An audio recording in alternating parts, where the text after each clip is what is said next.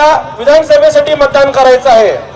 आता काकांनी सांगितलं की देशाच्या स्वतंत्र काळानंतर सुद्धा 5 वर्ष आपल्या भटक्या विमुक्ती जमातीला अन्याय अत्याचार सहन करावा लागला आणि त्यावेळेस तुमच्या सगळ्यांचा संघर्ष, तुमच्या सगळ्यांची एकी पाहून त्यावेळीच्या तत्कालीन प्रधानमंत्री नेहरूजींना या ठिकाणी येऊन आपलं क्षेत्रबंद कुंपण, तारेची कुंपण काढावी लागली।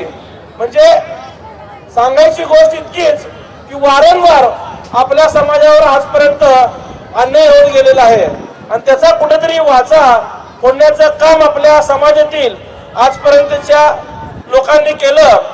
आज सोलापुरात आडम मास्तरांच्या घरकुलला मंजुरी देताना कधीच नरेंद्रजी मोदी साहेबांनी व देवेंद्रजी फडणवीस साहेबांनी बघितलं नाही की अमुक हा पक्ष आमदार एका कम्युनिस्ट पक्षाचा आहे का।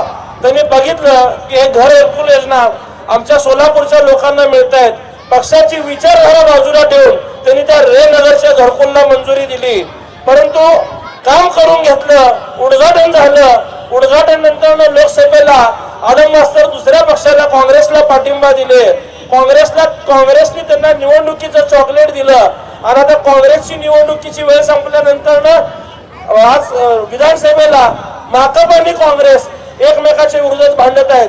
आज सांगण्यासारखं इतकंच आहे की काम एकाकडनं करून घ्यायचं आणि नंतर दुसऱ्या पूर्व द्यायची ही वृत्ती काही लोकांची आहे। परंतु भारत जाधव साहेबांसोबत भारतीय जनता पार्टी, चंद्रकांत दादा पाटील हे सातत्याने भक्कमपणे उभे आहेत। त्यांची तळमळ आहे की तुमच्या सगळ्यांना ही घरकुल योजना पूर्ण झाली पाहिजे। आदरणीय गृहनिर्माण मंत्री अतुलजी साहेब सुद्धा बारकाईने आपला प्रकल्प पूर्णत्वास कसा जाईल यासाठी प्रयत्न करत आहेत। मी काका आपल्याला जबाबदारीने सांगतो की आपण मोठ्या संख्येने इतके लोक जमलात, मला आमदार करण्यासाठी प्रयत्न करतात। आपल्या आशीर्वादाने आपण मला आमदार म्हणून काम करण्याची संधी द्या।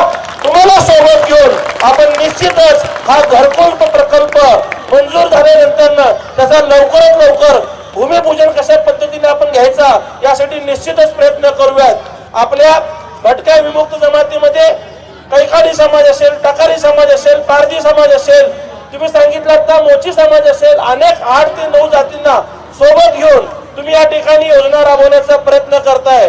भारतीय जनता पार्टी कधीही विकासाची योजना राबवताना जात पात बघत नाही, सरसकट सगळ्यांना योजना देते। आपण सुद्धा सगळ्यांचं कर्तव्य की एक संघपणे आपण भारतीय जनता पार्टीच्या पाठीशी राहिलं पाहिजे।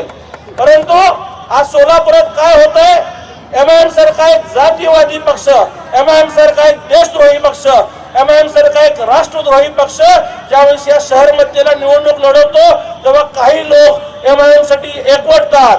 मग मला असं वाटतं की एकीकडे तुम्ही मदत घेताना भाजपाची घेता, लाडक्या बहिणीचे पैसे घेताना भाजपाने सरसकट सगळ्यांच्या खात्यावरती पैसे पाठवले। भाजपाने कधी महायुतीने बघितलं नाही की हे पैसे अमुक एका जातीच्या महिलेला जात आहेत का अमुक एका धर्माच्या महिलेला जात आहेत। त्यांनी दिवाळीची ओवाळणी म्हणून आदरणीय फडणवीस साहेबांनी सरसकट तुमच्या खात्यावरती 7,500 रुपये पाठवलेले आहेत। त्यामुळे आता मतदान करताना आपल्या प्रत्येकाची जबाबदारी आहे की आपण फक्त आणि फक्त भारतीय जनता पार्टी आणि महायुती जे महायुतीचे चिन्ह असतील ते डोळ्यासमोर ठेवून आपण मतदान करायचं आहे। आज या भागात त्यांनी 15 वर्ष लोकप्रतिनिधी म्हणून काम केलं, त्यांनी आमदार म्हणून काम केलं। आज जे खासदार म्हणून या पदावरती काम करतात त्या ताई म्हणतात की हे 1500 रुपये लाच आहे। तर तुम्ही सगळ्या महिलांनी आता पेटून उठलं पाहिजे आणि ठरवलं पाहिजे की एकीकडे महाराष्ट्राचा लाडका भाऊ देवेंद्रजी फडणवीस साहेब तुम्हाला 7,500 रुपयाची दिवाळीची ओवाळणी पाठवतो आणि ह्याच ताई त्या ओवाळणीला लाच म्हणतात।